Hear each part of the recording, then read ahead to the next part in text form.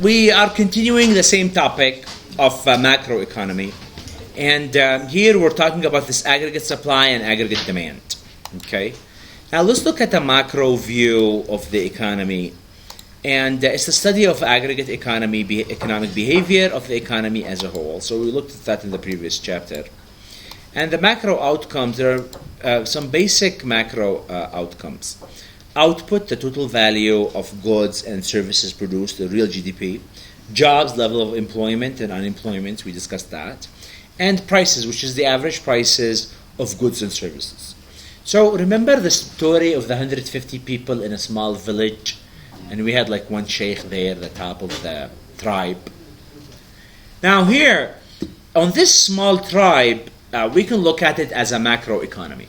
Okay, we assume here 150 people. We've got some farmers, we've got some teachers, we've got some people who provide local services, we've got some government, we have a school. Kids go to the school. We've got the farmers. They do the mangoes. They sell them in the markets. People have potatoes. They buy and they live their life. Now, what's important for this tribe leader is, or like the head of a government in a country, you need to watch those three. You want to look at output. Are we producing more next year or compared to last year? You also want to see, do we have jobs for everyone? Do we have the 150 people are working, or we've got some few people that are not working? And we also want to see, are prices consistent, expensive, or cheap? Right? Does that make sense? Is that these are the main concerns of the economic head of a small tribe. And the same thing for a country, right? So every country, if you look at this economic from a macro perspective, are we producing more? Are we having prices, jobs for the people? And are prices stable? Is there anything else that you need to worry about from an economic perspective? Those are about maybe the top, let's say.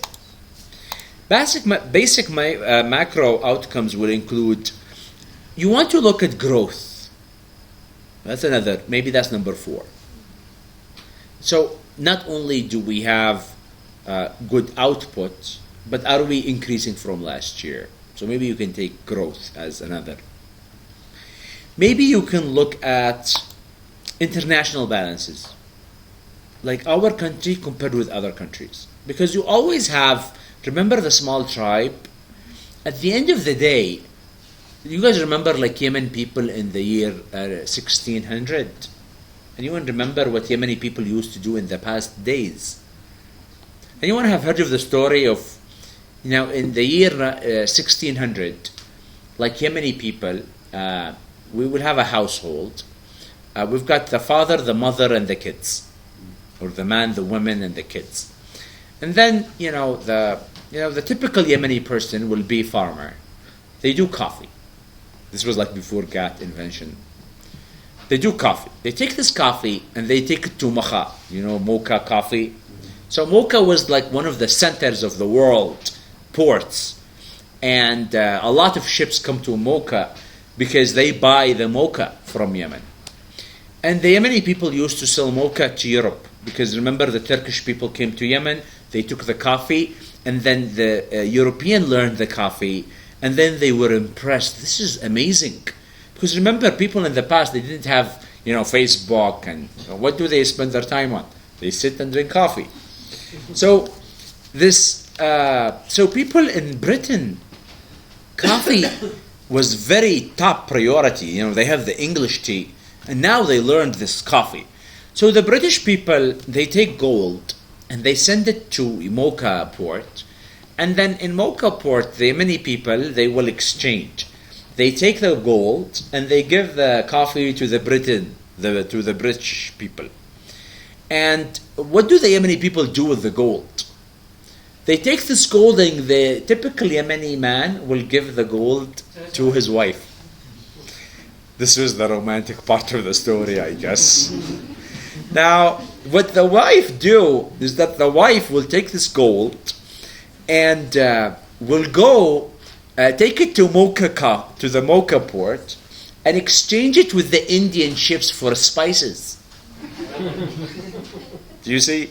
And what does she do with the spices? She makes the food for the, they make the zurbian and the, you see, so they take this and they make the spices for the family. So and this was the cycle. So Yemen, we've got here the gold come from UK, comes into Yemen and then go exit to India.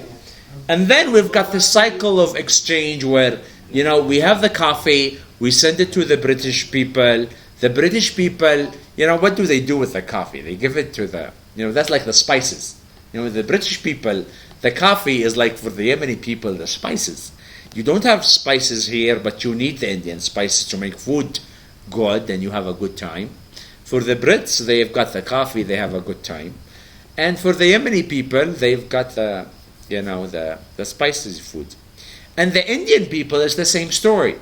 You see, they have also in the India, they have the Silk Road, where they take the gold and they exchange it with the Chinese for clothes. So we've got this cycle of gold as the commodity being traded for whatever people want. People want coffee, spices, silk, and so on. So the international value of the dollar or trade or payment balances with the other countries. So at the end you have to balance. Because remember, if we buy from the Brits and we buy from the Indians and we have to export to the Brits and we have to export to the Indians, we need to balance. At the end of the day, we have to balance. Because if we don't balance, then we owe them. Do you see? And so these are like macroeconomics outcomes. So that's what's important for the small economy or the general big economy.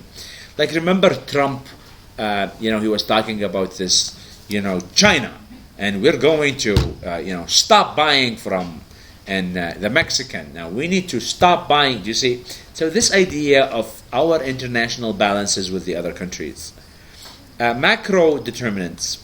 So what determine this macro? So let's look at some of the determinants of the macro performance. Now we've got this idea of internal market forces, population growth, spending behavior, inventions, innovation, and the like. So those are internal market forces. So if you look at this small village, 150 people, you start to look at their population. Are they growing? Do we have more people? Like how many, per family, how many kids they have? So they are growing. This is know that next year we have more people. Then with these more people, they will need jobs, they will need to eat, then they're going to grow. Do you see? We need to look at how they spend the money. Okay? Do they spend the money on coffee? They spend the money on spices? They spend the money on luxury? They spend money on imports? They spend the money on investments? So that's another market force that's going to determine. We need to look at invention. So some countries, they say, we have to invent. You see, like how can we promote invention? Because remember the small village, 150 people. If we can make an invention, do you guys remember the city that sell button all over the world? Remember? Here these people, they are all working on how can we do this business of zippers and buttons. That's all they do, like a full city. And they sell to more than 80% of the world consumption of buttons and scissors. Because this city decided, okay, in our economy, we want to innovate and we want to be able to work and develop this cluster of buttons and zippers and export to the world. Do you see? So that's how they decided to determine their macro performance. And we've got the idea of external shocks, which is wars. If a war happened in a small village, now that's an external shock, a natural disaster, terrorist attacks, trade disruptions. So these are all examples of external shocks. Do they affect your macroeconomy? Yeah. If you've got war, then you have seen what happens when there is war, right? There's a natural disaster. See, maybe Yemen, we don't have a lot of earthquake, but remember Japan 2 years ago, they have this big, earthquake which destroyed cities, and that's a big macro shock, and it's external. Consider it. Are you guys okay with these internal and external? You know the differences, internal or external? So let's see, if we do innovation, internal or external? Internal. If we do, if there is a volcano? External. If people fight war? External. That's good. Now here, we've got the macro determinants. The determinants of macro performance include policy levers. Now, policy levers, it's the tax policy. So remember the small tribe had 150 people? Now, the small city here with 150 people, they need to have government. Now, this government needs to have income. How does the government generate money? Taxes. So they start to say, okay, everyone in this country, you all work. Now, from your income, you have to give me 20% of your income. Or give me 25% of your income. Or let's see, zakat is like 2.5% income. So there's always this tax system. And all societies have a tax system. You know, every society has maybe a name for it.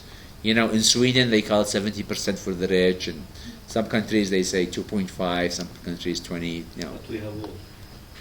So we've got this tax policy. Tax, and then we also have like different types of tax. We talked about tax, property tax, income tax, corporate tax, and we looked at MTN. Remember MTN? We looked at their tax system. So when they sell 100 riyal, you know, the owner get maybe a half a riyal at the end. And we also have government spending. Now, when the government take the taxes, what do they do with the money? They will spend it. It will go back to it's a circle, it's a cycle. So if the government take the taxes, in Sweden, they give it back in terms of free schools and free social security, right? And some countries, they take the money and they will spend it on wars. Some countries, they will take the money, they will spend it on roads. And we talked about comparison like Malik Salman and Malik Abdullah. Here they paid it education, here paid it military. And we go back to this education versus military. So here we've got this, how the government is going to spend the money. Yemen? Well, Yemen economy, if you look at like before the war, Yemen, it get like maybe $6 or $7 billion in oil. And then taxes is like less than 25%. So the government doesn't take much taxes. Because in countries like Yemen, you know, you've got more oil. So for the government, we have a lot of money come from oil. You don't have to worry about the small taxes. Plus the taxes, it's expensive to go and collect, especially when you have a big population. If you look at people, what do? They are farmers. And so there's not much money you can make from these jobs. And the biggest money comes from this natural resources that you sell, which is oil. So here the government take this oil money, and then what do they spend it on? Now, and we start to look into countries like small third world countries where they don't have a rule of law. Then we start to see areas of corruption. We start to see of improper. You go into areas of, you know, where the resources are not well used. But if you look at Yemen 5-year plan, so they say in our plan, we're going to build schools and roads. So if you look at Yemen history, maybe in the past 10, 20 years, you see there's a big increase in the number of schools developed in rural areas. Now, of course, the schools are not enough because you need the quality of the education system. So, you know, there are areas where you can pinpoint to, but, you know, this is like how the general idea where it goes to. And then there are small details that you can look at. Now, we also have the idea of changes in interest rates. Now, remember the tax policy and government spending, those happen what? Fiscal policy. And they happen at the Ministry of Finance. And then we've got changes in the interest rate and the availability of money. So that's what the Central Bank of Yemen do. That's the monetary policy. And then we have trade policies. Do you guys know what's a trade policy? Trade policy is like Trump, Mexicans, 20% taxes. Do you see? Anyone have been to Malaysia? What did you see in Malaysia? What cars on the streets?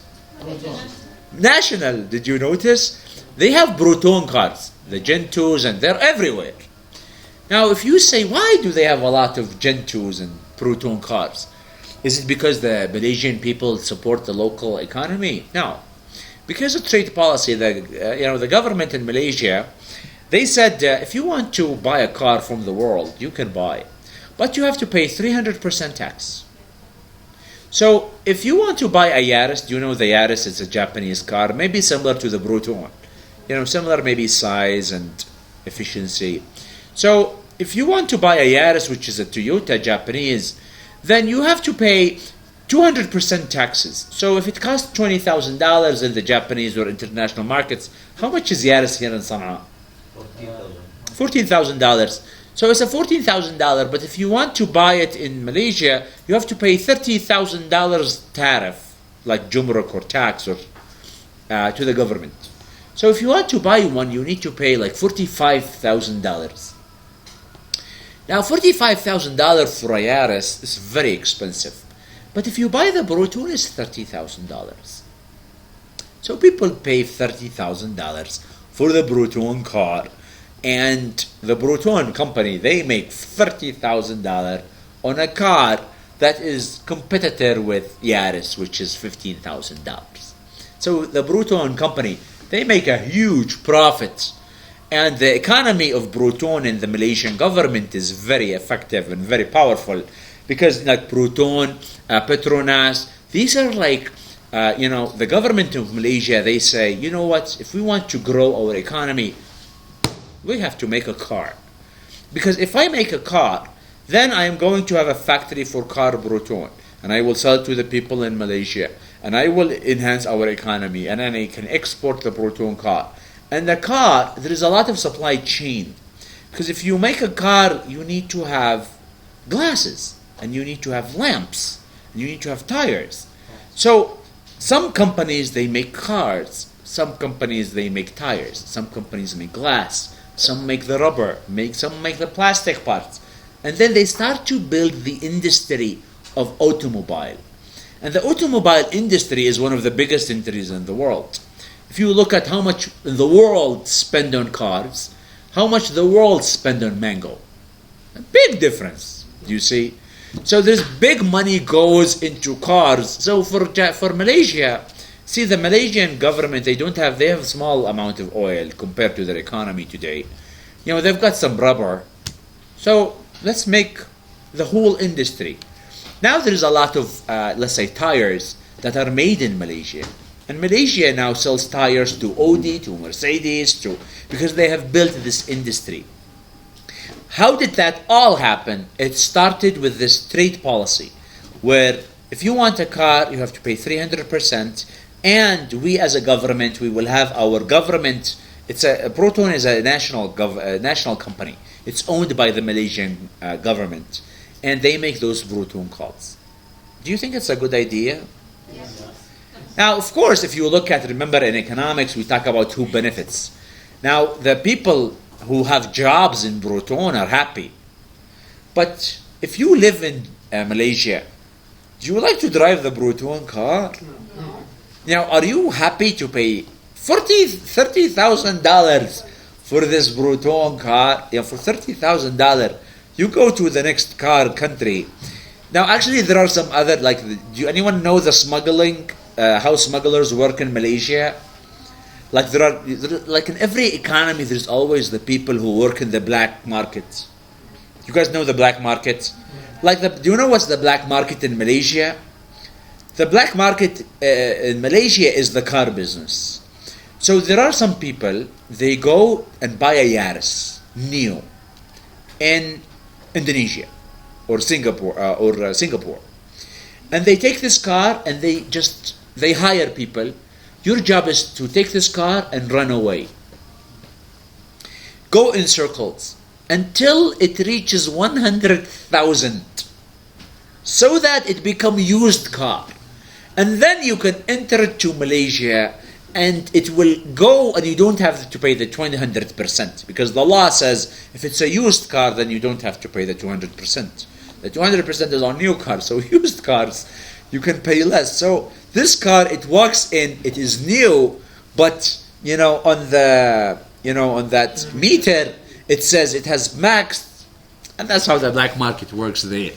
So here you go. So you've got those tricks to go around the trade policies. And then we've got the idea of immigration. Remember, countries like Canada, in Canada, do you know what's the population of Sweden? You will be surprised. Someone would like to guess what's the population of Sweden? How much? 7 million. Yeah, 7.5 million. It's a very small. If you look at the size of the country, it's like Yemen, like 3 or maybe, I don't know, 2-3 times. Maybe someone do this research. Are you interested to do this in your paper? Like look at Sweden economy and how it's compared maybe. So it's a very small population, huge land, like Canada. It's a huge land, small population. It's not attractive for people to live there. If you live in Canada or Sweden, 8 months every year, it's completely, cold. And if it's summer, it is very hot summer. And if you look at the day, you can barely sleep during the summer because, the sun goes out at 10 and at 3 it's sunny. So anyone have seen that Al Pacino movie where when he went to live in Alaska?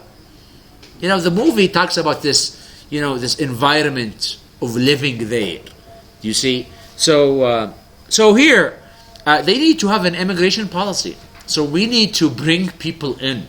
We want to invite the people, come over here, come to Canada, we will help you, you will become Canadian, we will try to find you a job, and we want you to work so that you can build to the economy. And then we've got this idea of regulations. And the regulations is, how can we make sure that things are going fair for everyone? So how can we make sure that people in the society have, fair, there's, no one's going to rob anyone? How can we make sure that people are protected? No one is cheating. Business transactions are dealt fairly. There are some, rule of law. And also regulations in terms of how can we make sure that our economy, it's competitive markets, we don't have monopolies who control our economy, and so on. We still have 2 minutes, and in the 2 minutes I would like to look at this is the most important graph in macroeconomic. Okay? And that's the thing we will leave you with. And what you see on this graph is you've got here the macroeconomy. You have the determinants, which is input. Remember our input market forces? What's an example? The Invention, remember? And then external shocks, wars. And then policy levers, the policies that the government decides. Government 300% on cars, government come to Canada. Do you see those we talked? They affect the macroeconomy, and then the macroeconomy will have outputs, which are output, how much we produce, what we produce, jobs, unemployment, employment, prices, are prices increasing, inflation, no inflation, growth, are we growing from last year or not, and how is our international balances, coffee, for spices, for gold. Are you guys okay with this? Yes. So next chapter next class, we will start from here and we'll continue to the end. If you have time, maybe you can read the rest of the chapter. Tomorrow, if we finish early, then maybe we will have the time to do this, the quiz on this chapter in class. If we run out of time, then you will take it with you home. Okay? All right. Then I'll see you next class.